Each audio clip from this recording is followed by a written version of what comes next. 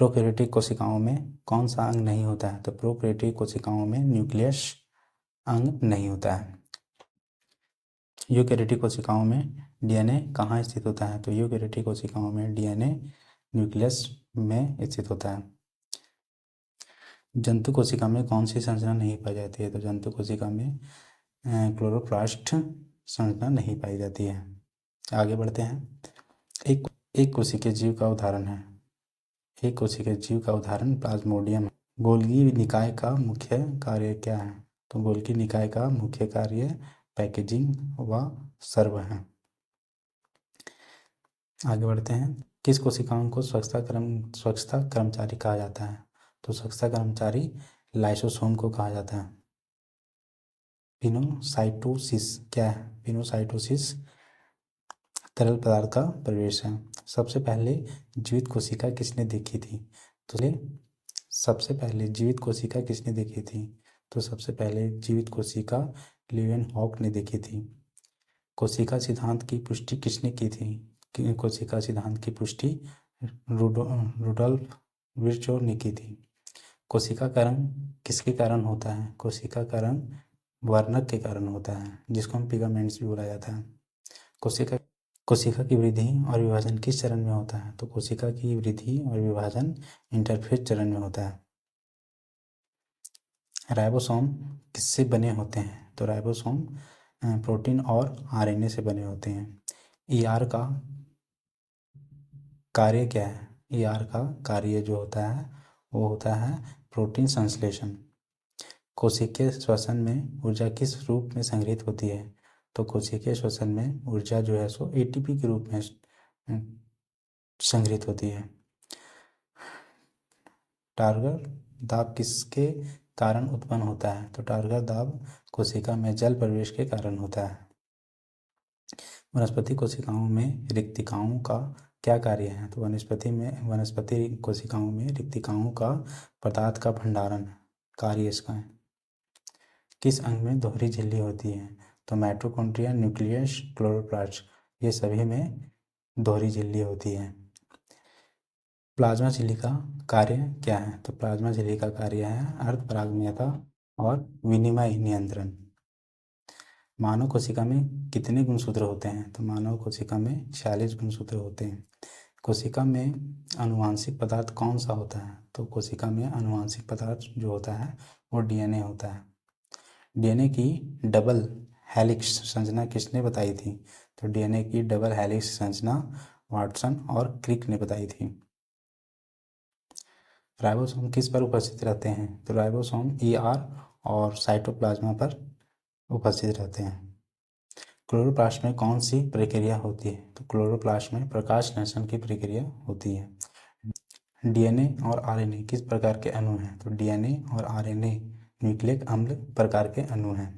RNA कहाँ पाया जाता है? आरएनए न्यूक्लियस, साइटोप्लाज्मा और राइबोसोम में पाया जाता है। कोशिका झिल्ली में प्रोटीन का क्या कार्य है? तो कोशिका झिल्ली में प्रोटीन का कार्य है संप्रेषण और परिवहन करना। डीएनए किस रूप में पाया जाता है? तो डीएनए क्रोमेटिन के रूप में पाया जाता है।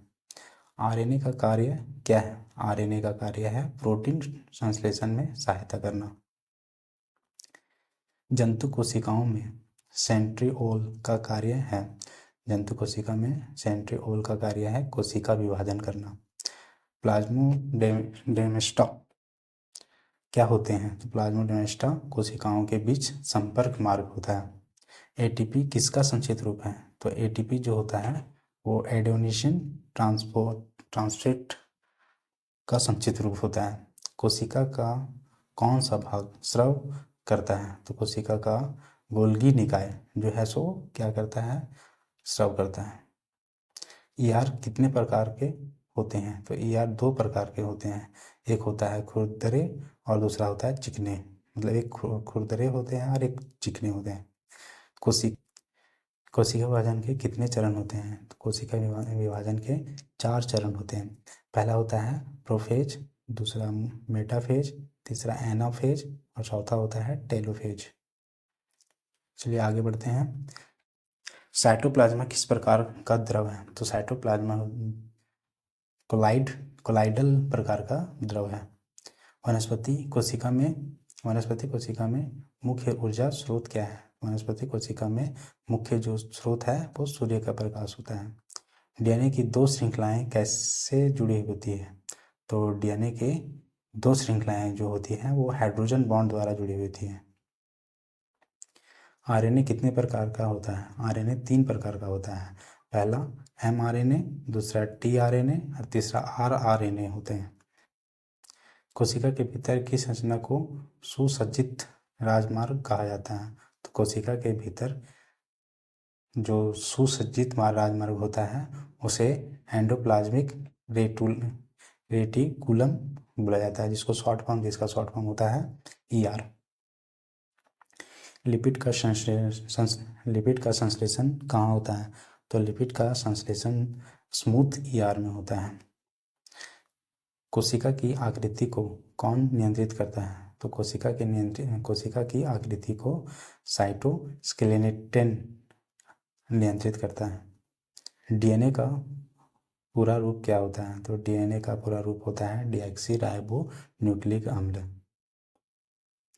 आनुवांशिक लक्षणों को नियंत्रित कौन करता है? आनुवांशिक लक्षणों को जीन जो है सो नियंत्रित करता है।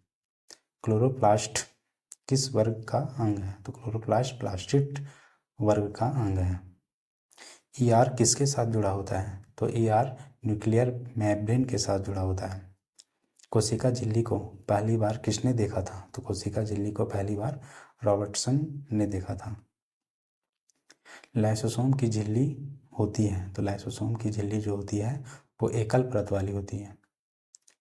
पिनोसाइटोसिस और फागोसाइटोसिस को क्या कहते हैं? तो पिनोसाइटोसिस और फागोसाइटोसिस को एंडोसाइटोसिस कहा जाता है। एक कोशिका से दो कोशिकाओं का बनना किस प्रकार से होता है? तो एक कोशिका से दो कोशिकाओं का बनना माइटोसिस प्रक्रिया से होता है। तो आज के लिए इतना ही, धन्यवाद।